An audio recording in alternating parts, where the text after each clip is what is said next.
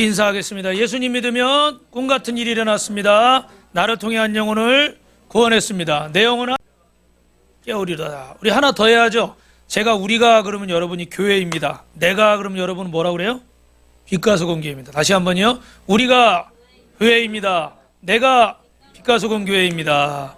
손 들고 아멘 한 분만 은혜가 있을 줄 믿습니다. 여러분, 우리가 지난주까지 6주 우리가 교회입니다까지 하면은 7주 동안, 오늘이 8주 때인데 생명을 세우는 공동체라는 주제로 우리가 하나님의 말씀을 받습니다. 그래서 오늘은 특별히 여러분들이 잊지 않기 위해서 이 6주 동안 있었던 말씀을 한번 다시 정리를 하려고 그래요. 그래서 첫날부터 지금까지 주셨던 주제대로 우리는 나올 텐데, 첫 번째 주에는 여러분 따라합니다. 나는 성령 충만한 예배자인가? 여러분, 누가복음 7장의 이야기를 가지고 말씀을 전했는데, 한 사람이 500데나리온을 빚졌고 다른 한 사람은 50데나리온을 빚졌습니다. 그런데 누가 더 탕감받은 은혜가 넘치나 예수님이 물어보신 거예요. 왜냐하면 거기 시몬이라는 사람이 예수님을 초대는 했는데, 이 사람은 주님을 초대해놓고 감사가 없어요. 원래 손님이 오면 발을 씻기고 기름을 머리에 바르고, 아주 이 손님은 우리 집안의 최고의 손님입니다. 그런 의미에서 높이는 것이거든요. 근데 이 시몬이라는 사람은 그런 내용이 하나도 없었던 거예요. 그리고서 어떤 여인이 와가지고 자신이 구원받은 은혜에 감사해서 어떻게 했습니까? 여러분 잘 아시는 일이죠? 향유를 깨트려서 예수님 발에 붓고 여인의 머리카락으로 예수님 발을 씻었어요. 참 상상하기 어려운 장면이에요. 근데 그걸 보면서 이 시몬이 속으로 흉보는 거예요. 아니, 주님은 웬 여자가 와가지고 자기 발에다 기름 붓고 바르는데 그럼 가만히 있네? 뭐 이러면서 속으로 보고 있는 거예요. 그래서 예수님이 이 시몬과 그 옆에 있는 사람들에게, 제자들에게 들으라고 말씀하시는 거예요. 그래서 누가복음 7장 41절에 보면 빚주는 사람에게 빚진 자가 둘이 있는데 500데나리온 줬고 하나는 50데나리온을 줬는데 어떤 사람이 그를 더 사랑하는 사람이냐? 당연히 시몬이 뭐라고 대답했어요? 500데나리온 탕감받은 사람이 더 사랑하는 마음이 크겠죠. 할렐루야. 그러면서 예수님이 그러시는 거예요. 이 500데나리온 빚진 사람이 더 은혜가 크듯이 이 여인은 너보다 받은 은혜가 더 크기 때문에 내 앞에 나와서 그 비싼 향으로 깨트리고 여인의 머리카락으로 내 발을 씻기는 것이다. 여러분, 여자분들은 헤어스타일을 보면 기분을 짐작할 수가 있잖아요. 그죠? 가을이나 이런 때 되면 어떻게 돼요? 꼭 머리를 자르든지 볶든지 아니면 색깔을 바꾸든지. 우리 색깔이 바뀐 사람이 있죠. 우리 교회에도 고다솜이라고 대학생이 이제 됐더니 그냥 고등학생 때 못 해보던 걸 막 하는 거예요.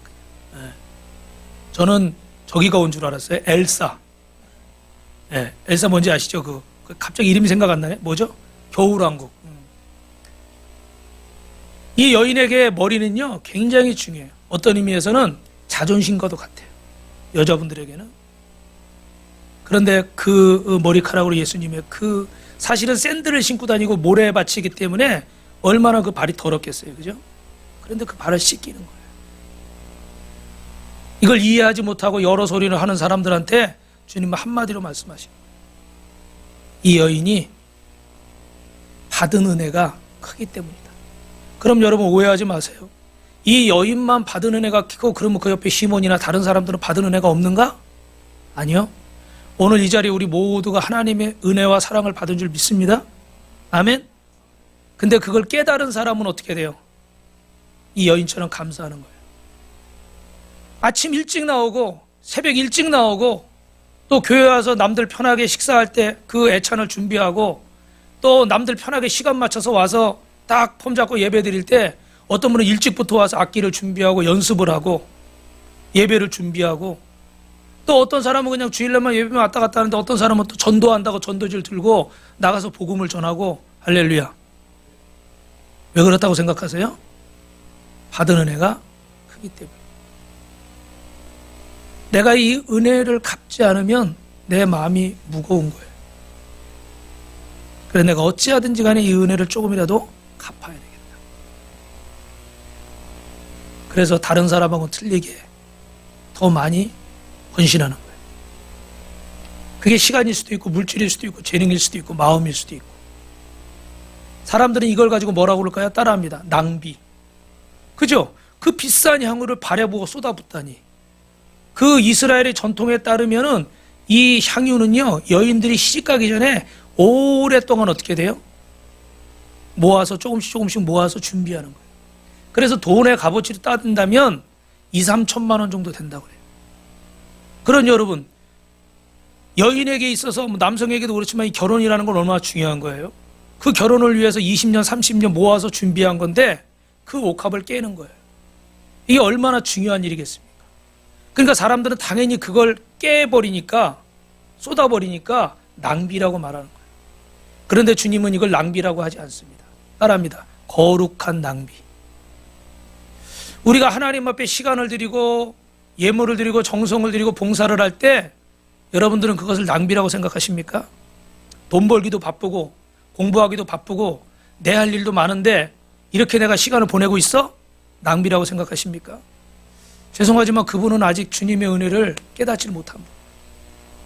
주님은 당신을 위해서 생명까지 주셨고 하나님은 당신을 위해서 독생자 예수 그리스도를 주셨는데 나는 시간 좀 드리는 거, 물질 좀 드리는 거, 내 재능 좀 드리는 거. 오늘 보니까 대부분 다 일찍 오셨어요. 감사하게 오늘. 할렐루야. 조금 예배 일찍 나와서 있는 거. 이거 시간이 아까우십니까? 저는 지난주에 우리 필립 선생님 미국에 보냈는데 그 비행기 안에 들어가기 전까지 차 마시면서 기다릴 때까지도 아무렇지도 않았어요. 잘 갔다 와. 주님이 너와 함께 하실 거야. 근데 딱 게이트에 들어가려고 그러는데 우리 사모님이 우는 거야. 걔도 눈이 빨개지고 저도 갑자기 또 가슴이 뭉클한 거예요. 그래가지고 아이고 괜히 보냈다. 괜히 가라고 그랬다. 우리 며칠 동안 우울증에 걸렸어. 근데 우리 아는 사모님이 그러시는 거예요. 그분은 이제 다 시집 보내서 다 호주에 보냈는데 그분이 그러시는 거예요. 이제 하나님의 심정을 알 것 같냐. 그렇게 아들을 떠나보내면서 당신의 독생자를 내어주시기까지 사랑하신 그 사랑을 조금이라도 알아가는 거라고. 근데 그 말이요, 조금 와닿더라고. 하나님은 당신의 독생자를 죽으시러 보내신 거잖아요. 죽게 하시려고. 우리는 그 자식을 조금만 멀리 보내도 1년 동안 볼 수 없다고 생각해도 이렇게 마음이 서글픈데 하나님은 당신의 독생자를 아무것도 모르고 이 죄 짓고 큰 소리만 치는 우리를 위해서 내 것은 아까워할 줄 알면서 주님 것은 아까워하지 못하는, 귀하게 생각하지 못하는 이 죄 많은 인생들을 위해서 당신의 독생자를 주시는데 얼마나 그 마음이 무겁고 쓰리고 아프겠어요. 그죠? 그런데 그 주님의 사랑은 거룩한 낭비라고 생각하지 못하는 거예요. 오늘 이 사람들은 정신이 나갔다. 어떻게 저럴 수 있냐? 어떻게 저런 낭비를 하느냐? 근데 주님은 이것이 낭비라고 말하지 않는 거예요. 그래서 마라는 신학자가 있어요. 그 전에 한번 사진 보여드렸죠? 이분은 뭐라고 얘기했냐면 따라합니다. 예배야말로 고귀한 시간 낭비고 거룩한 낭비입니다. 예배는 고귀한 시간의 낭비고 거룩한 낭비다. 여러분이 하나님 앞에 드리는 예배의 시간, 기도의 시간, 찬송의 시간이 하나님의 은혜를 모르는 사람은 무조건 낭비라고 말하겠지만 우리는 이 시간이 가장 고귀한 시간이고 우리는 이 시간이 가장 거룩한 시간인 줄로 믿습니다. 할렐루야. 그래서 그 어느 교회 성도님이 이렇게 교회 오는데 택시비가 나왔어요. 뭐 한 7, 8천 원 이렇게 나왔대요. 그런데 어떻게 했습니까? 5만 원짜리를 주는 거예요. 그러면 택시기사가 4만 얼마를 거슬러 줘야 되잖아요. 거스름돈을 주려고 하는데 그분이 됐습니다. 잔돈은 가지세요. 기사가 놀래가지고 이거 잔돈이 아닌데. 잔돈이 아닌데. 그랬더니 이분이 아닙니다. 제가 택시를 타고 이렇게 교회 주일날 올 때마다 제 마음에 너무 은혜를 많이 받습니다. 너무 감사하고 너무 좋은데 갚을 길이 없어서 제가 오늘은 기사님에게 하나님 앞에 갚는 은혜를 기사님에게 이렇게 전달하려고 합니다. 할렐루야.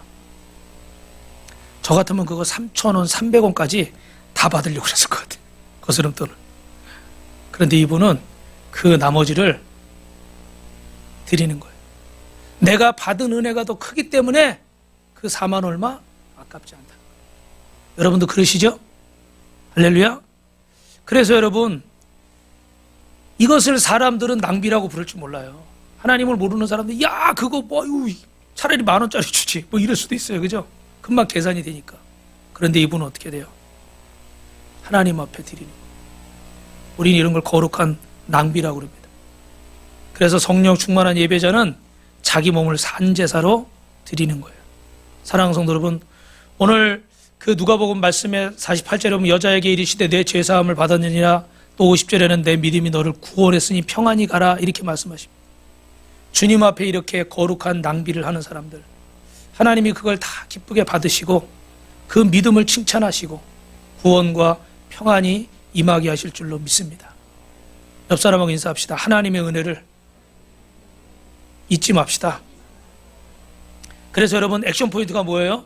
첫째 주간에 예배 10분 전, 15분 전에 옵시다. 할렐루야. 미리 와서 성경 묵상하고 기도하고 또 가정 예배 큐티합시다. 그랬습니다. 다 하고 계시죠? 예, 대답 소리가 작습니다. 다 하고 계시죠? 두 번째 주에는 따라합니다. 나는 준비된 훈련자입니다. 네, 2번이요. 예, 나는 준비된 훈련자. 사무엘상 17장과 마가복음 1장 말씀인데, 여러분 먼저 우리는 중요한 것이 따라합시다. 은혜의 수혜자이자 은혜의 시혜자가 되어야 됩니다. 여러분 기억하시죠? 수혜자는 뭐예요? 말 그대로 한자대로 받는 사람이에요. 그죠? 받는 사람. 시혜자는 뭡니까? 이제 나눠주는 사람이에요. 그래서 제가 오늘 우리 그 오전에 우리 장석진 집사님과 선영 집사님을 이렇게 목장 리더로 세웠는데, 우리가 훈련을 하면서 이런 말씀을 드렸어요. 작년까지는 두 분이 은혜를 받는 자였다. 수혜자였어요. 그러나 이제 하나님 앞에 2년 동안 훈련받고 또 이렇게 기도했으니까 이제 2023년엔 은혜의 시혜자가 돼야 된다. 할렐루야. 그래서 이제는 어떻게 돼요? 내가 다른 사람에게 은혜를 나눠주고, 전에는 내가 돌봄을 받았어요. 근데 이제 내가 성인이 되면 어떻게 되는 거예요? 다른 사람을 돌보는 사람이 되는 거예요. 그래서 여러분의 믿음도 이제는 돌봄을 받는 자리에서 다른 사람을 돌볼 수 있고, 다른 사람을 배려할 수 있고, 다른 사람을 사랑할 수 있는, 내 것을 나눠줄 수 있는 그런 분이 되시기를 주님의 이름으로 축원합니다. 언제까지 배고프다 그러면 젖병 물리고, 언제까지 똥 싸면 기저귀 갈아주고, 언제까지 징징징 울면 안아주고, 1년을 믿고 5년을 믿고 10년을 믿고 20년을 믿어도 그렇게 신앙생활을 하는 경우가 있어요. 굉장히 많습니다. 그런데 여러분, 그렇게 만약에 자녀가 이렇게 태어났는데 정상적으로 자라서 학교도 가고 정상적으로 사회생활도 하고 이래야 되는데, 그걸 못하고 그러면 부모 마음이 얼마나 아파요. 부모는 어떻게 해서 잘 키우려고 잘 끌어가지고 이렇게 올렸어요. 근데 뭔 일이 있을 때마다 자꾸 뒷걸음질 치는 거예요. 뒷걸음질 쳐 뒤로 가는 거예요. 겨우 공부하는 습관 들여놓고, 겨우 뭐하는 습관 들여놓고, 겨우 양치하는 습관 들여놨는데 자꾸 뒷걸음질 치는 거예요. 부모 마음이 어떻겠어요? 너무 안타깝죠. 여러분도 그렇지 않아요? 주님께서 십자가에서 죽으시면서까지 저와 여러분을 구원하셔서 어렵게 지금 믿음의 자리에 막 이제 은혜의 수혜자에서 시혜자가 되라고, 이제 갓난아기 같은 믿음에서 장성한 믿음의 분량이 이르라고, 이제 젖병과 기저귀 띄고 홀로 서게 할 수 있는 사람이 되라고 주님이 자꾸 세우시는데, 나는 자꾸 뒷걸음질 치는 거예요. 오히려 더 예배를 횟수를 줄이고, 기도 시간을 줄이고, 더 주님과의 교제 시간을 줄이고, 더 내 맘대로만 하려고 그러는 거예요. 어떻게 될까요? 정상적으로 성장할 수 없을 뿐만 아니라 부모 마음이 너무 아픈 거예요. 주님의 마음이 너무 아픈 거예요. 그래서 여러분, 저는 그 참 어려운 얘기지만 이렇게 요즘 보니까 예배도 좀 이렇게 막 간소화하고 시간도 줄이고 뭐 이런 것들이 있잖아요. 그리고 이제 교회가 크진 않으니까, 예를 들면 뭐 이렇게 지난번에 성탄절처럼 이렇게 날짜가 겹쳐요. 뭐 송구영신 예배처럼 날짜가 겹쳤어요. 토요일날 송구영신하고 새벽에 끝나고 주일 예배 드리기가 좀 어렵잖아요. 그죠? 힘들잖아요. 근데 사실 그 전에 우리 믿음의 선배들은 그런 거 없었어요. 그냥 무조건 있으면 다 하는 거야. 새벽에 2시, 3시에 들어가서도 주일날 또 나오고 다 하는 거예요. 근데 지금은 어떻게 그렇게 하라고 그러면 잤어요. 피곤해요. 뭐 이러니까 어떻게 돼? 최대한 이제 하나라도 제대로 하자. 자꾸 줄이는 거예요. 집중하자고. 이 집중하자는 의미는 좋은데 집중하는 것에서 여러분 놓치지 마시길 축원합니다. 오히려 집중한다고 해놓고 정말 집중도 하지 못하면서 줄여갈 수만 있잖아요. 그죠? 오히려 더 나한테 영적으로 손해인 거예요. 그래서 저도 뭐 이렇게 결정을 할 때 그래서 참 어려워요. 근데 최대한 어렵지만 하던 것들을 줄이지 않으려고 애를 쓰고 있어요. 여러분들 그런 거 다 이해하시려나 모르겠어요. 근데 중요한 것은 여러분, 하나님 앞에 점점점 믿음이 성장하는 자가 돼야지 뒷걸음질 치는 자가 되면 안 되잖아요. 그래서 사도 바울도 뭐라고 그랬어요? 우리는 뒤로 물러나 침륜에 빠질 자가 아니라 표대를 향하여 달려가야 된다. 표대가 누굽니까? 예수 그리스도의 십자가예요. 사랑하는 성도 여러분, 여러분의 신앙이 어제보다 오늘 더 나아지고 작년보다 올해 더 나아지고 날마다 성장하길 주님의 이름으로 축원합니다. 예배의 횟수가 늘어가고 기도의 시간이 늘어나고 주님과의 교제가 더 깊어져야지 그걸 더 줄여가면 안 돼요. 그 시간에 여러분 그러면 여러분이 일을 더 많이 하고 돈을 더 많이 벌고 공부를 더 많이 하고 뭐 1등을 하고 다 그렇게 될까요? 물론 그렇게 되기를 축원합니다. 아멘. 그런데 여러분 다 그렇지는 않는 거예요. 하나님 앞에 더 많이 기도하고 더 많이 예배하고 더 많이 봉사하고 더 많이 헌신하고도 하나님이 주시는 지혜와 능력을 받으면 따라합시다. 이보다 더한 일도 행하리라. 할렐루야. 주님의 DNA가 주님의 능력이 우리에게 임했기 때문에 내 힘으로 하려고 그러지 않고 주님께도 의지하고 기도하는 거예요. 그때 하나님이 역사하시는 거예요. 우리 필립 씨가 여기 없으니까 전에 얘기하는데 초등학교 때 그 로봇 경시 대회 나갔어요. 그것도 참 간증이 많아. 우리가 전화가 가지고 얼마 안 되고 대부분 그 안에서 부모님들이 막 이렇게 해가지고 6학년 애들이 대회를 나가는데 이 아이가 5학년에 전화 갔는데 부모가 뭐 이렇게 봉투 들고 오는 것도 아닌데 굉장히 열심히 하니까 선생님이 마음에 감동이 왔는지 얘를 대회에 내보낸 거예요. 그래가지고 원래 로봇도 자기가 사가지고 나가야 되는 거예요. 근데 우리가 개척교회 할 때니까 선생님이 학교에서 다 이렇게 해가지고 진짜 특별히 이렇게 내보낸 거예요. 근데 딱 대회를 나갔는데 이렇게 프로그램 해가지고 길 이렇게 돌아서 이렇게 나가고 이렇게 막 해야 되는데 이게 짐을 싣고 이렇게 움직여야 되는데 프로그램이 한 대로 안 움직이는 거예요. 그 첫 번째는 실패했어. 근데 두 번째 마지막 기회야. 근데 이 아이가 5학년 때 그렇게 기도했대. 하나님, 두 번째는 성공하게 해주십시오. 성공하게 해주십시오. 아무리 자기가 봐도 잘못한 게 없는데 이 기계가 이제 말을 안 듣는 거죠. 그렇게 간절히 기도하고 두 번째를 딱 했더니 두 번째는 촉촉촉촉촉 통과. 할렐루야. 그래서 2등을 했어. 서울 시내에서. 로봇도 자기 돈 주고 사지도 않았어. 그래서 선생님도 하나님이 높여주시고 이 아이도 높여주시고 할렐루야. 그래서 우리가 집에서 이상한 소리 할 때 제가 꼭 그 얘기를 하는 거야. 야, 너 그때 기도했더니 하나님이 그렇게 하셨잖아. 그러면 찍소리를 못해. 자기가 체험을 했거든요. 여러분 우스갯소리 비슷하게 얘기하지만 우리 인생에 여러분 하나님의 도우심이 있는 줄 믿습니다. 여러분 오늘 결정하세요. 내 힘으로 살 것인가? 주님의 은혜로 살 것인가? 자신이 있다면 내 힘으로 사십시오. 그러나 저는 분명히 말씀드리는데 주님의 은혜가 더 큰 줄로 믿습니다. 옆 사람하고 인사합시다. 은혜의 수혜자에서 이제는 시혜자가 돼야 됩니다. 그러려면 이 얘기를 꼭 해야 되는데 여러분 우리 안에 이 시혜자가 되기 위해서 따라합시다. 패배의식을 극복합시다. 그래서 드렸던 말씀이 우리 사무엘상 17장 말씀과 출애굽기 14장 말씀인데 여러분 결론만 말씀드리면 이스라엘 백성들이 홍해 앞에서 어떻게 했습니까? 모세에게 이르되 우리가 매장지가 없어서 애굽에 매장지가 없어서 우리를 여기까지 광야까지 불러 죽게 만드느냐? 이렇게 얘기하는 거예요. 그리고 가나안 정탐했을 때는 그 아낙 자손 큰 네피림의 후손들을 보면서 그들이 키가 크고 몸이 건장하니까 자기들은 뭐와 같다고 그래요? 10명의 정탐꾼들이? 메뚜기와 같다는 거예요. 싸워보지도 않았어요.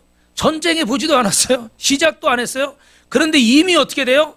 원망하고 불평하고 낙심하고 내 그럴 줄 알았어. 에? 이미 그 마음속에 끝나버렸어.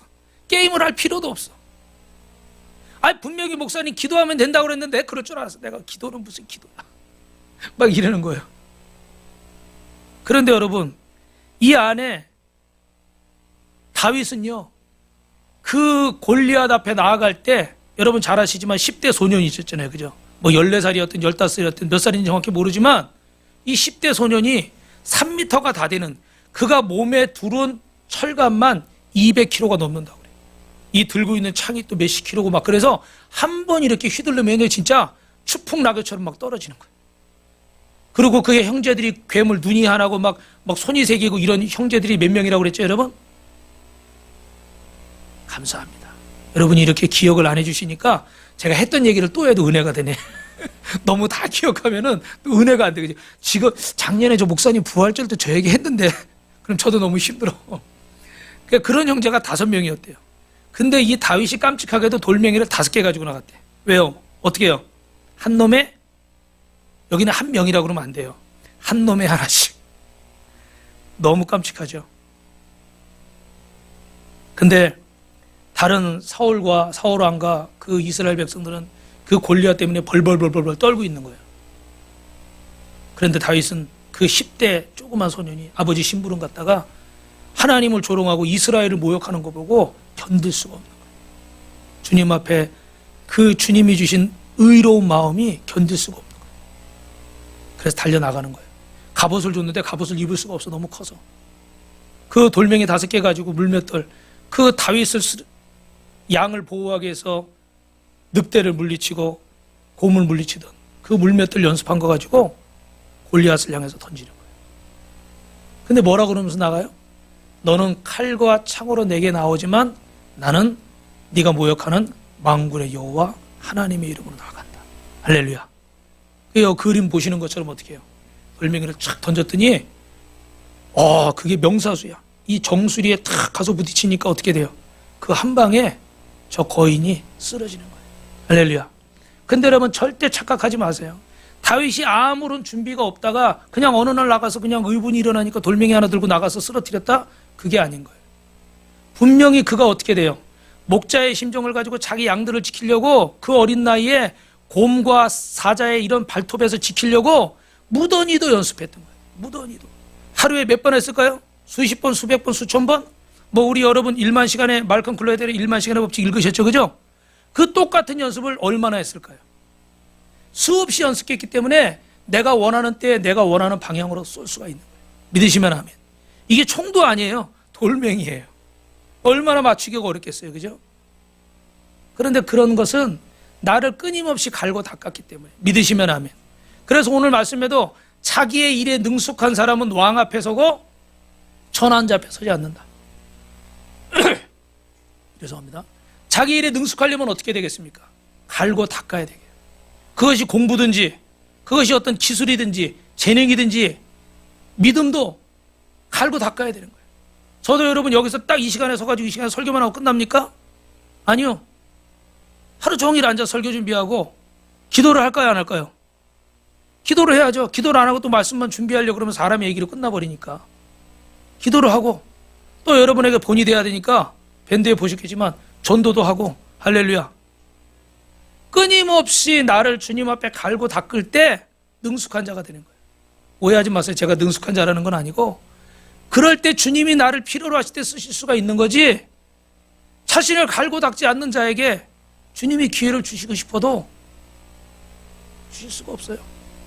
저도 예를 들어 여러분 우리 뭐 사격 연습을 계속 한 사람이라고 그러면 이렇게 뭐 나갈 수 있겠지만 그 개그우먼 좀 체형이 크신 분이 그분이 뭐 사격 이거 국가대표 됐다고 막 그러더라고요. 그 전에 그 연예인 여자분도 어떻게 돼요? 권투 이거 해서 막 대회 나가서 이기고 그러잖아요. 그 연예인들 그 놀다가 그 한 번 나와서 그거 했습니까? 아니잖아요. 끊임없이 가서 어떻게 돼요? 연습을 한 거예요. 그러니까 그런 자리에 설 수가 있는 거죠. 사랑하는 성도 여러분, 오늘 하나님 앞에서 저와 여러분이 끊임없이 나를 갈고 닦을 수 있기를 주님의 이름으로 축원합니다. 할렐루야. 이렇게 얘기하면 여러분 학생들은 아유 학교에서는 공부해라고 그러고 세상에서는 또 뭐라고 막 그러는데 자기개발 뭐 이런 얘기를 말씀드리는 게 아니에요. 하나님 앞에 준비하시라는 거예요. 아멘. 복은 달라고 그러는데 복을 받을 만한 준비가 안 돼 있고 죄송하지만 복을 받을 만한 자격이 없어. 그럴 수 있잖아요 여러분. 하나님은 어떤 사람에게든지 기회를 주고 은혜를 주시는 줄로 믿습니다. 그런데 조건이 하나 있다 그러면 사모하는 자에게. 믿으시면 아멘. 사모하는 마음이 있고 그것을 위해서 힘쓰고 노력하는 마음이 있어야지, 전혀 아무 생각도 없고 주님의 부르심에도 관심이 없고 불러도 대답도 안 하고 그런 사람이라면 아무리 주님이 이끌고 싶으셔도 어떻게 돼요? 이끌 수가 없는 거예요. 최소한 양들이 목자가 가자고 그럴 때 목자를 따라다녀야 풀도 뜯어 먹을 수 있고 물도 먹을 수 있는 거지, 목자가 가자는데 매일 반대로만 가고 목자가 가자는데 그 자리에 주저앉아 있고 목자가 가자는데 딴 생각만 하고 있고 딴 길만 간다면 그 양을 어떻게 매일 들여다가 물을 억지로 먹이고 어떻게 해요? 어떻게 이 꼴을 먹일 수가 있겠어요? 그래서 여러분, 우리 그런 얘기 하잖아요. 밥상은 차려줬다, 떠먹는 건 네가 떠먹어라. 그런 얘기 하잖아요. 밥 숟갈까지 이렇게 해줄 수는 없는 거예요. 그죠? 주님이 우리에게 모든 기회를 허락하시는 줄로 믿습니다. 그런데 이제 우리가 그 은혜의 값어치를 알고 이제 은혜의 수혜자에서 은혜의 시혜자가 되시기 바랍니다. 그러기 위해서는 내 안에 패배의식을 극복하고, 따라합니다, 할 수 있거든요. 무슨 말이냐? 믿는 자에게는 능치 못함이 없느니라. 할렐루야. 옆 사람하고 시작. 할 수 있거든요. 내가 이럴 줄 알았어. 좀 긴 거 시키잖아요. 그러면 할 수 있거든요. 끝에 다짜만 맞죠. 한 번 더 따라 합시다. 할 수 있거든요. 무슨 말이냐? 믿는 자에게 능치 못할 일이 없느니라. 그래서 어떻게 해요, 여러분? 따라 합시다. 양육 받읍시다. 제자 훈련 받읍시다. 성경 통독도 합시다. 할렐루야. 그래서 여러분이 훈련 받은 것들, 우리 교회는 또 독서나비도 하거든요. 그래서 지금 뭐 청구나비, 빗소나비, 요새는 영푸나비가 잠들어 있어요. 영푸나비가 뭔지 모르죠? Young and Pretty. 자기들이 지은 거야. 요 앞에 있는 사람들이. 그래서 이 좋은 책도 읽고 큐티도 같이 하고, 그래서 여러분이 주님 안에 교제하시길 축원합니다. 세 번째는 따라합니다. 주님의 마음을 선포하는 전도자. 고린도전서 11장과 마태복음 9장의 말씀인데, 예전 부흥사들 이런 말씀을 많이 했어요. 세상 물건에도 1,000원짜리가 있고 10,000원짜리가 있는 것처럼, 그럼 우리는 얼마짜리인가? 여러분은 얼마짜리예요? 1억짜리예요? 10억짜리예요? 따라합니다. 나는 예수님짜리입니다. 그래서 여러분, 성경책 교재에 예수님짜리라는 책도 있어요. 예수님의 피값짜리고 예수님의 생명값짜리예요. 가정에서 자녀는요, 그 어머니가, 그 부모가 생명과 바꾼 거예요. 예전에는 아이들이 태어날 때 어머니가 목숨을 잃는 경우들이 많이 있었습니다. 지금은 그래도 의술이 많이 좋아졌지만 이 아이를 위해서 내 생명을 거는 거예요. 사랑하는 성도 여러분, 저와 여러분은 누가 뭐라고 해도 예수님의 생명값으로 산 존재인 줄로 믿습니다. 옆 사람하고 인사합시다. 성도님은 예수님의 생명값입니다. 예수님의 피값입니다. 그래서 이 은혜를 깨닫고 이 은혜를 아는 사람은 인생을 어떻게 돼요? 막 살 수가 없는 거예요. 내가 얼마짜리인데. 여러분, 명품백하고 모조백은 구분하는 방법이 있다고 그러죠? 어떻게 하면 돼요? 이런 것도 기억하네. 어떻게 한다고 그래요? 명품백은 비 오면 여기다 막 집어넣는 거예요. 비 맞을까 봐 가죽 상하면 값 떨어지잖아요. 그러니까 가짜는 어떻게 해요? 가짜는 탁 쓰는 거예요. 그죠? 이건 뭐 젖어도 상관없어. 우리가 하나님 앞에서 정말 여러분 하나님의 은혜를 받은 자예요. 이 은혜의 값어치를 아는 사람들은 절대 함부로 살 수 없어요. 막 살 수가 없는 거예요. 죄송합니다.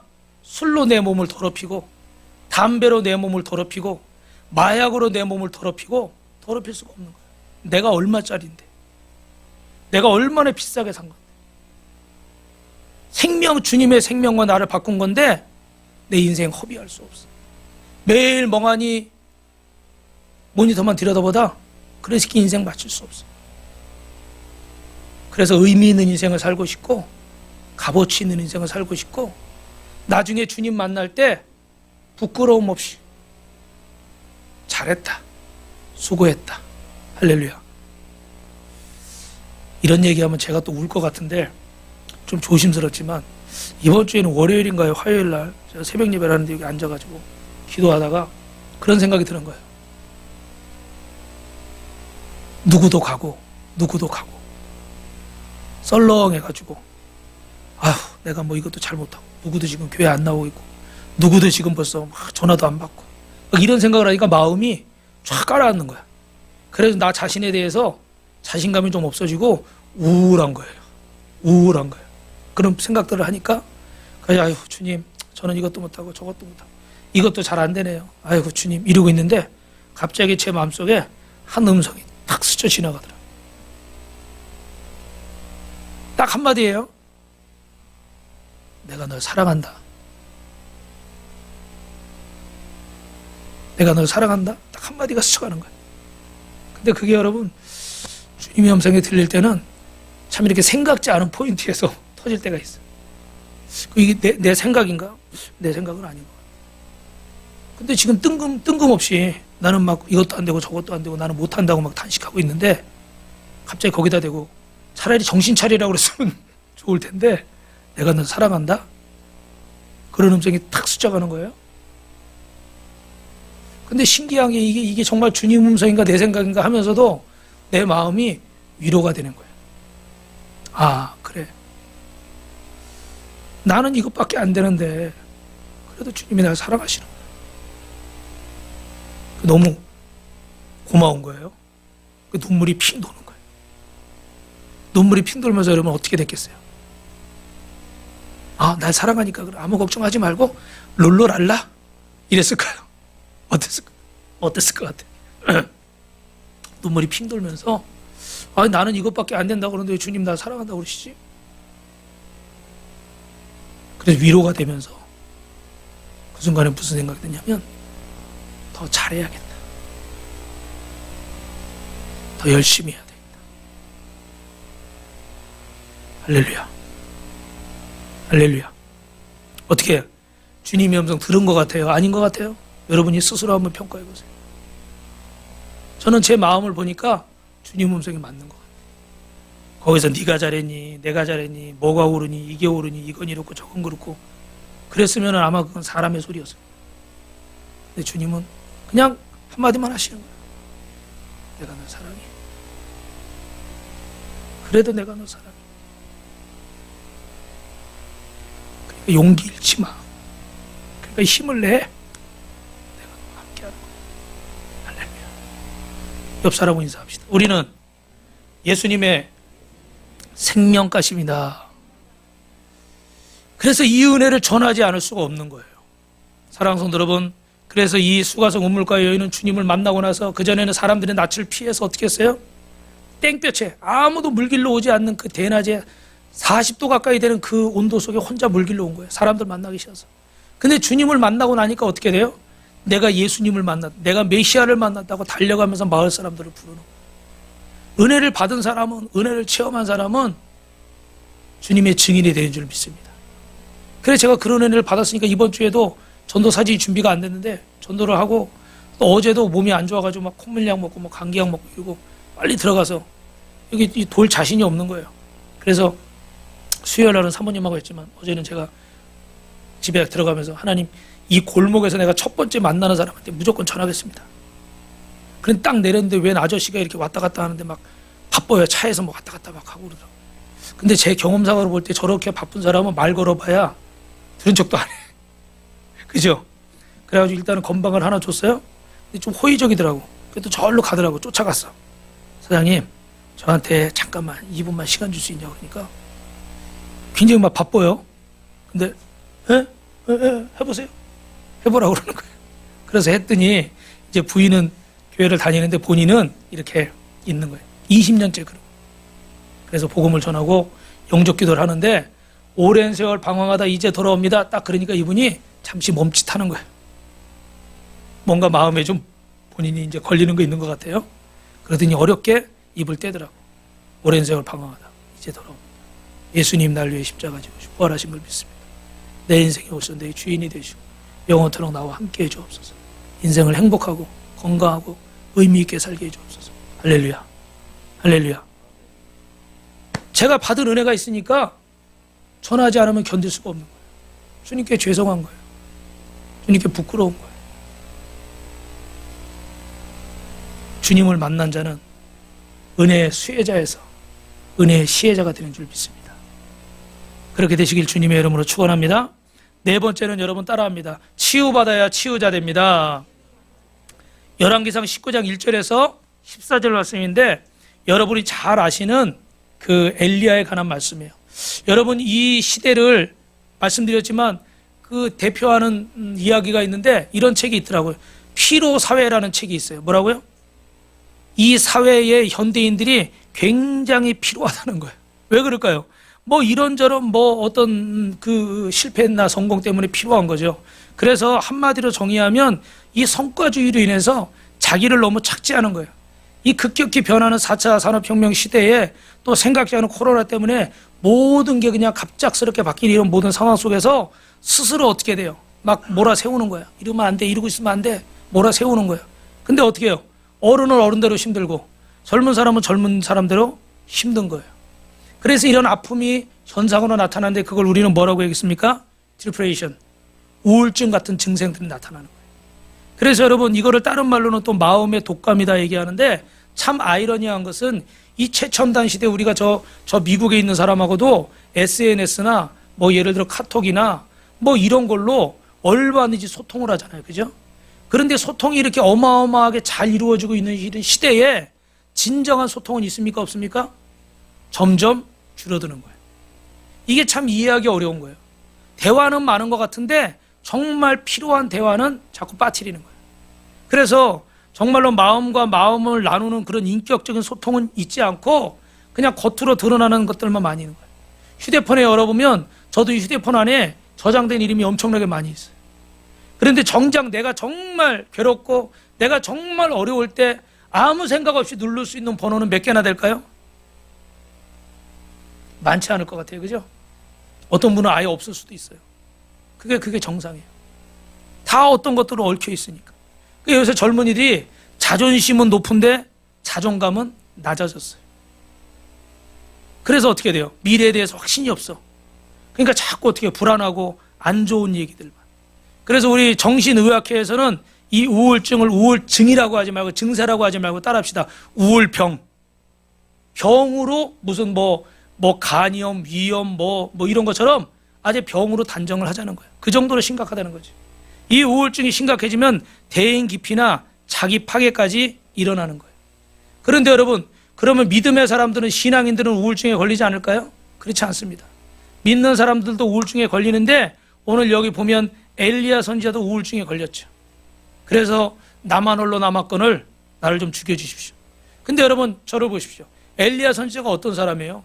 850명에 뭐 바알 선지자 450명, 아세라 선지자 400명 그들을 다 물리치고 하늘에서 불이 내리게 하고 450명의 그 바알 선지자들을 목을 칼로 쳐서 죽이고 그런 대단한 능력자인 거예요. 나라의 임금도 벌벌벌 떠는 사람이고 3년 반 동안 비가 오지 않았는데 어떻게 돼요? 기도하니까 하늘에서 비가 내렸던 그런 사람이에요. 그런데 그런 엘리야가 어떻게 돼요? 오늘 나를 죽여달라는 거예요.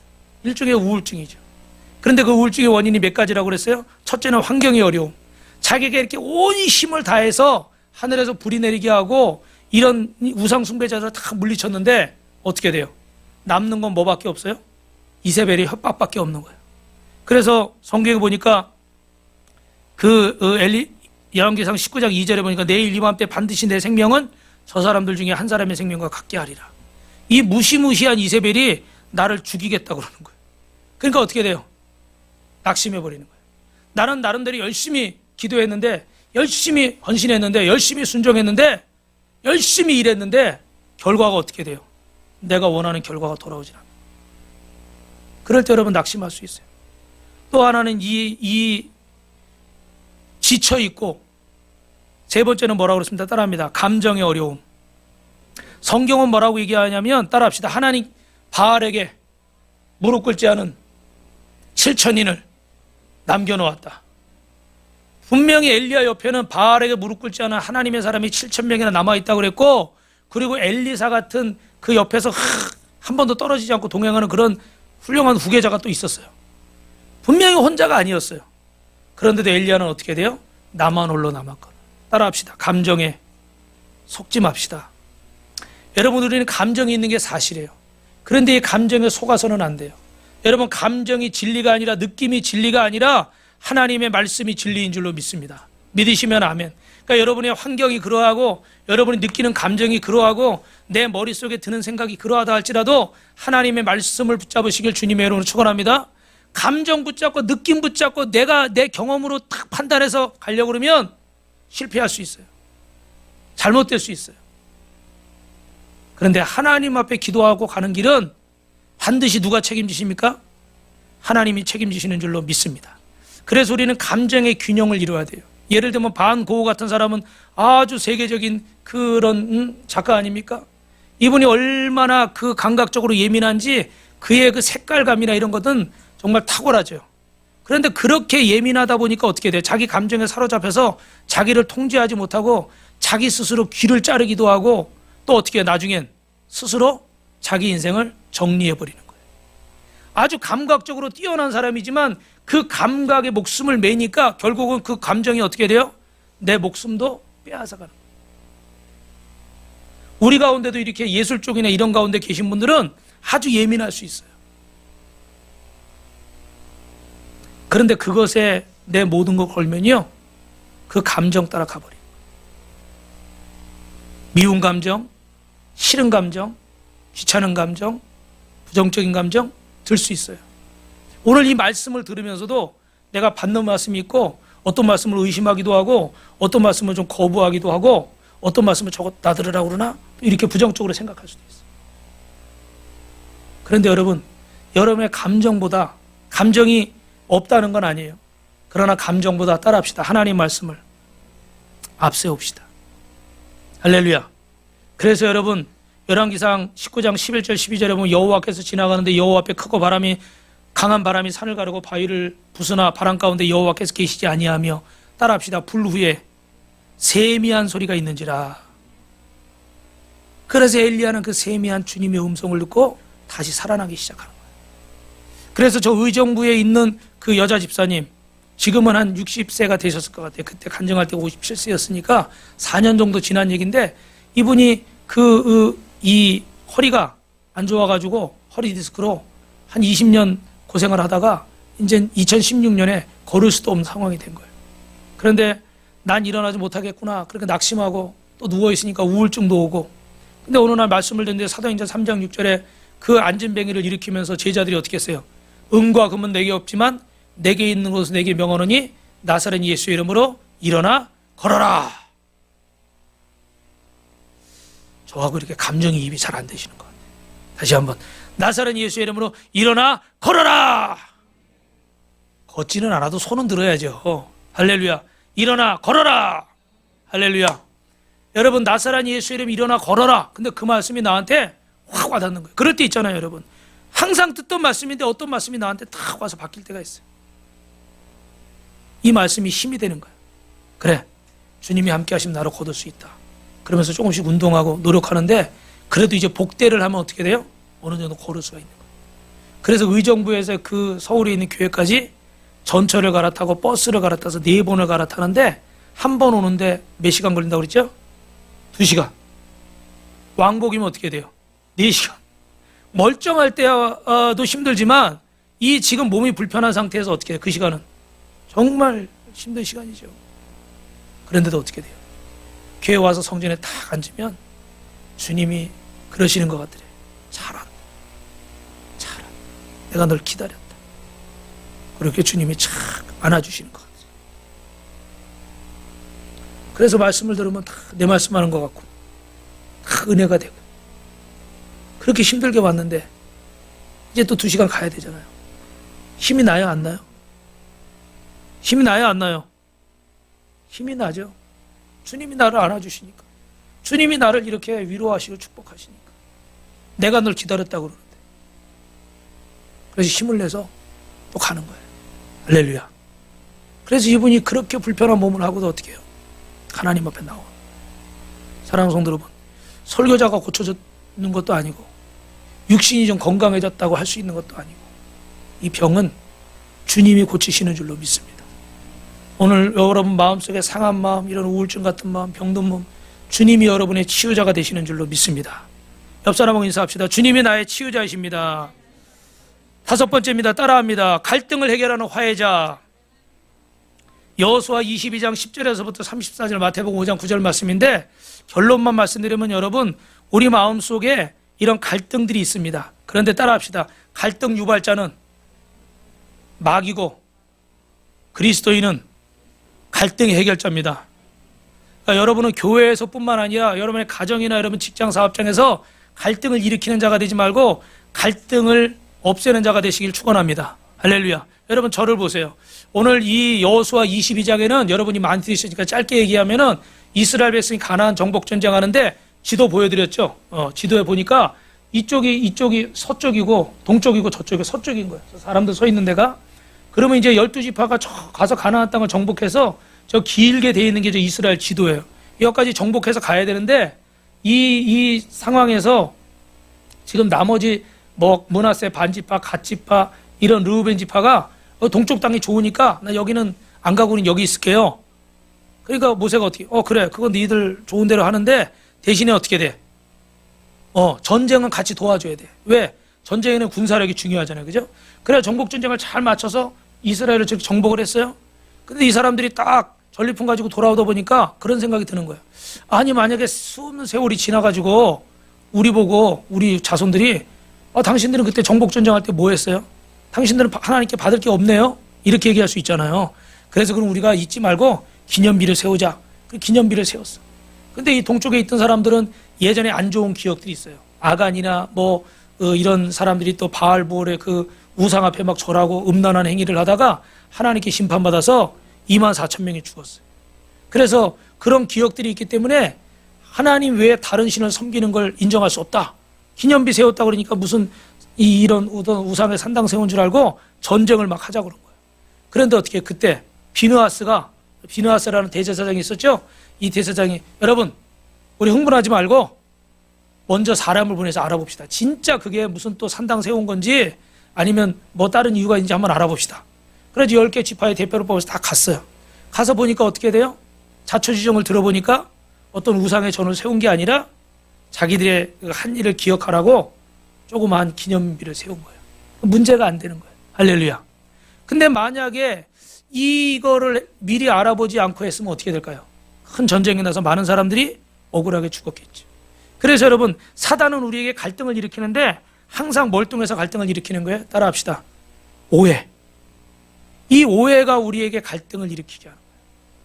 그러니까 우리도 크고 작은 오해들이 있는데 여러분 모든 갈등이 오해에서 비롯돼요. 편견에서 비롯되는 거예요. 그러므로 여러분 하나님 앞에서 여러분 안에 이 오해와 갈등을 해결하시기를 주님의 이름으로 축원합니다. 할렐루야. 그래서 먼저 하나님 앞에 따라합시다. 심판은 하나님께 있습니다.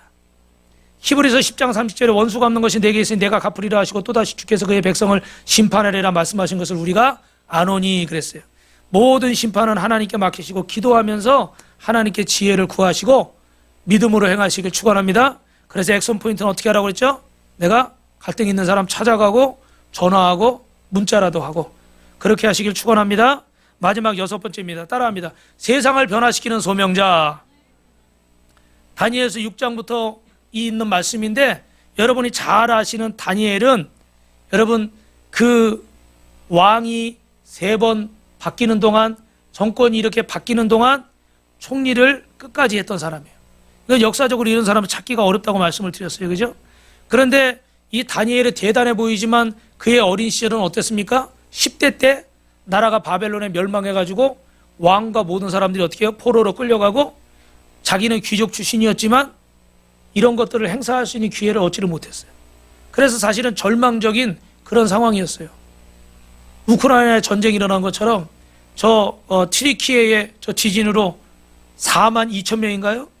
그 무고한 생명들이 지금 목숨을 잃었어요. 이런 내가 어찌할 수 없는 일들이 일어나는 거예요. 그런데 다니엘이 훌륭한 것은 이런 상황 속에서 10대 때 포로로 끌려와서 66년을 남의 나라에서 살았지만 그 안에서도 어떻게 돼요? 따라합시다. 믿음을 잃지 않았습니다.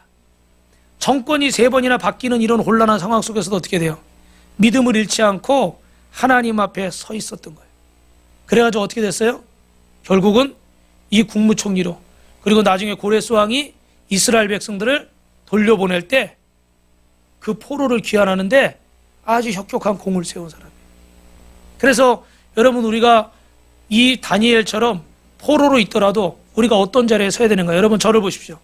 리차드 토드라는 사람이 로마 제국사라는 책을 썼다고 그랬잖아요. 그죠? 이건 지난주 한 얘기가 여러분 잘 기억하실 거예요. 그래서 로마 제국사라는 그 책에 보니까 어떤 얘기가 있어요. 그때 당시에 그리스도인들이 고위공직에 많이 있었어요. 그런데 예를 들어 판사 같은 사람이 이렇게 재판을 하는데 그때 당시는 뭐 형량 몇 년 벌금 얼마 이런 거보다 이거 뭐 채찍을 때리거나 이런 몽둥이도 때리거나 이런 형이 많았던 거예요. 사형을 시키거나 또 십자가에 매다는 것도 있었잖아요. 그죠? 근데 자기가 그렇게 형을 내리는데 그 형을 내려서 매를 맞고 고통을 받고 죽어가고 막 살점이 떨어져 나가고 이런 사람들을 보니까 마음이 너무 괴로운 거예요. 그래서 어떻게 했다고 그랬어요? 교회 지도자를 지금 뭐라 하면 목사님이나 뭐 전도사님이나 찾아와가지고 이러이러한데 제 마음이 너무 괴롭습니다. 그러면 그때 목사님들이 그런다는 거죠. 그렇죠. 믿음을 가진 우리가 하기에는 참 어려운 일이죠. 뭐 이런 식으로 얘기하는 거예요. 그래가지고 이분들이 어떻게 했다고 그랬죠? 옷을 벗는 거야. 복고한 옷을 벗고 그런 옷을 공직에 있는 옷을 벗는 거예요.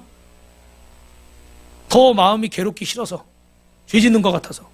근데 그러다 보니까 로마 시대 말기에 이 도덕적으로나 윤리적으로 문제 있는 사람들이 많이 고위 공직자에 기용이 된 거예요. 그러니까 나라가 더 어떻게 되겠어요? 선해지겠어요? 악해지겠어요? 할렐루야. 악해지는 거예요. 그러니까 여러분 이 나라에 여러분 정치하는 사람들을 위해서 기도하고 대통령을 위해서 기도하고 그리고 저와 여러분이 그런 자리에 설 수 있길 주님의 이름으로 축원합니다. 그래서 어디 큰 교회 가니까 어느 교회 가니까 국회의원도 있고요. 장관도 있고요. 변호사도 있고 의사도 있고요. 선생님도 있고요. 농사 짓는 분도 있고요. 슈퍼마켓 하는 분도 있고 할렐루야. 세탁소 하는 분도 있고 할렐루야. 할렐루야. 여러분 그렇게 되시라고 지금 제가 선포하는 거예요. 여러분이 그런 자리에서 하나님의 영광을 드러내는 분들이 되시길 주님의 이름으로 축원합니다. 그러니까 기독교는요, 따라합시다. 현실을 피하는 게 아니라, 현실을 회피하는 게 아니라 현실을 돌파해야 됩니다. 그래서 숨지만 말고 나가라는 거예요. 이게 기독교입니다. 그래서 그 마지막으로 하나 드릴 말씀은 프레드릭 데 클레르크라는 분이 있었잖아요. 저분은 남아공의 대통령이었는데 이 위그너의 후손이라고 그랬죠. 위그너가 어떤 사람인지 여러분 기억하시죠? 위그너는 청교도 같은 그런 사람들인 거예요. 그래서 이분들이 프랑스에 있다가 스위스로 갔을 때 스위스 시계 그 장인들이 세워지고 영국에서는 산업혁명을 일으키고 미국으로 건너가서 아메리카 대륙의 프로테스탄트 청교도를 통해서 미국이라는 나라를 세우게 됐잖아요. 그런 아주 믿음이 있는 사람들인데 이 사람들의 한 가지 가지고 있는 생각은 뭐냐면 따라합니다. 내 직업이 내 사명이다. 하나님께서 내게 맡기신 것이 내 사명이라는 거예요. 그래서 어디 가든지 그 자리에서 최선을 다한 거예요. 그래서 여러분 윌리엄 밀버포스 같은 사람은 영국에서 노예제도를 폐지했고 에브라함 링컨 같은 사람 미국에서 남북전쟁을 통해서 노예제도를 폐지했고 할렐루야. 이런 사람들이 어떻게 돼요? 믿음의 사람들. 근데 프레드릭 데 클레르크라는 분은 자기가 대통령이었는데 이 27년 동안 감옥에 갇혀 있는 넬슨 만델라 대통령을 석방시켜줘요. 그리고 그를 도와서 저분이 어떻게 돼요? 그 백인 사회에서 저분이 흑인이 대통령이 되잖아요. 근데 제가 여러 번 말씀드렸지만 데 클레르크라는 분이 그 밑에 들어가서 부통령을 하는 거예요. 여러분 저를 보세요. 제가 지난주에도 말씀드렸지만 제가 왜 이 얘기를 자꾸 하냐면 사람에겐요 프라이드가 있잖아요. 자존심 이런 게 있잖아요. 그죠? 그러니까 내가 안 하면 안 했지 난 저런 자리 못 가. 그런 거 있죠 여러분. 저분을 넬슨 만델라를 석방시켜준 것도 대단하지만 그 밑에 들어가서 부통령이 된다? 대통령이었던 사람이 여러분 가능할 것 같아요? 저는 생각을 하면 할수록 이해가 안 되는 거예요. 그런데 저분은요 주님의 마음을 가지고 그래서 전문 용어로 레짐 체인지라고 그래요. 레짐 체인지. 나중에 여러분 찾아보셔도 돼요. 이건 뭐냐면 아프리카 같은 나라에서 정권이 바뀔 때 반대편에 있던 사람도 어떻게 돼요? 다 죽여버리는 거예요. 다 처치해버리는 거예요. 뭐 쫓아내든지 죽이든지 그런 거 있잖아요. 여러분 몇 년 전에 북한에서도 그랬죠. 그죠? 정권 잡으니까 다 쳐냈잖아요. 우리나라도 여러분 안 좋은 이런 현상들이 지금 있잖아요. 물론 죄값은 받아야 되겠지만 그런 것들은 참 안타까운 거예요. 그럼 그 다음에 또 어떻게 될까? 그게 걱정인 거예요. 물론 그들이 빌미를 안 주고 죄목을 안 주면 좋은데 이게 이 사람들이 정치는 어떻게 돼요? 양심을 팔고 하는 경우들이 대부분이기 때문에 이런 문제들이 사실 안 걸릴 수가 없어요. 내가 잘해도 또 내 가족도 있고 뭐 친척도 있고 아는 사람들 뭐 해가지고 다 내 이름 팔아가지고 해버리니까 이런 게 참 어려운 거예요. 그런데 여러분 결론입니다. 이런 일을 통해서 많은 사람들이 피해를 보고 어려움을 당할 수 있었어요. 그런데 이 한 사람이 어떻게 돼요? 자신을 희생함으로 이런 피 흘림 없이 평화적으로 정권이 교체된 줄로 믿습니다. 할렐루야. 여러분 말씀을 마칠게요. 오늘 다니엘은 하나님 앞에 소명자로 살았습니다. 하나님이 나를 이 자리에 보내셨어요. 그 자리가 내 마음에 좀 안 드는 자리고 내가 힘든 자리일 수 있어요. 내 자존심을 좀 내려놓는 자리일 수 있어요. 그런데 성경은 보니까 이 다니엘서 말씀 보니까 4절에 보니까 11장에 4절에 이는 그가 충성되어 아무 그릇됨도 없고 아무 허물도 없음이었더라. 할렐루야. 하나님 앞에 충성되고 적들이 그의 허물을 막 찾으려고 그러는데 허물을 찾을 수가 없는 거예요. 그 정도로 하나님 앞에 어떻게 돼요? 신실하게 해야 돼요. 사랑하는 성도 여러분, 저를 보십시오. 우리가 부족하지만 다니엘은 그 사자굴에 들어간다는 걸 알면서도 똑같이 예루살렘을 향해 창문을 열어놓고 하루 3번 똑같이 기도했습니다. 환경이 어떠하든지 상황이 어떠하든지 내 기분이 어떠하든지 주변이 어떠하든지 간에 나는 하나님 앞에 내가 할 것을 한 거예요. 그랬더니 하나님이 사자굴에서도 건지시고 또 총리도 세우시고 이런 위대한 일도 하게 하신 줄로 믿고 여러분이 어디에 있든지 간에 이 하나님의 전을 향해서 기도하시고 또 하나님이 어디를 여러분 부르셨든지 그 직장이든 학교든 사업장이든 가정이든 그곳에서 주님의 영광을 나타내는 그런 믿음의 사람으로 쓰임 받으시길 축원합니다. 그래서 마지막으로 액션 포인트는 여러분들 오늘 이렇게 찬양으로 섬기고 또 애찬으로 섬기고 또 이렇게 봉사하시는 분도 계신데 또 차량으로 섬기는 분도 계시고 방송실에서 섬기는 분도 계신데 여러분도 올해는 우리가 미약하지만 한 가지씩 두 가지씩 여러분이 다 하나님 앞에 사명을 받아서 섬기고 봉사해서 여러분 은혜 받는 자에서 이제는 은혜를 주는 자로 그렇게 쓰임 받으시길 주님의 이름으로 축원합니다.